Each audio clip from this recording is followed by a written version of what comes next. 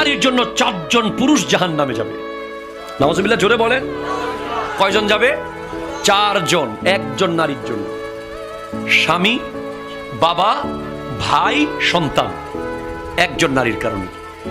1 জন নারী যদি জাহান্নামে যায়, সে বলবে আমার দোষ নাই, আমার বাপকে বলো। এরপর বলবে তোমার বাপ তো বলতেছে তোমার বিয়ের পরে তার দায় না, তাহলে আমার স্বামীকে ডাকো। স্বামী বলবে আমার বয়স হয়ে গিয়েছিল, আমি তো পারি নাই, তখন বলবে আমার ভাইকে ডাকো। ভাই বলবে তোর কাজ তুই বুঝিস, আমি কেন, তখন বলবে আমার ছেলেকে ডাকো। 4 জন পুরুষকে অ্যারেস্ট করা হবে জাহান্নামে 1 জন নারীর কারণে। আর 1 জন নারী যদি শিক্ষিত হয়, লক্ষ লক্ষ পুরুষ জান্নাতে যাবে।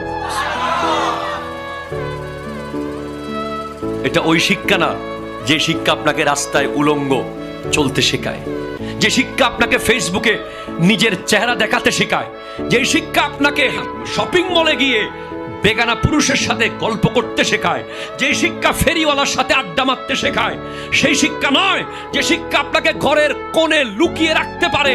মরার পরে মানুষ বলে যে জীবনে কেউ দেখে নাই।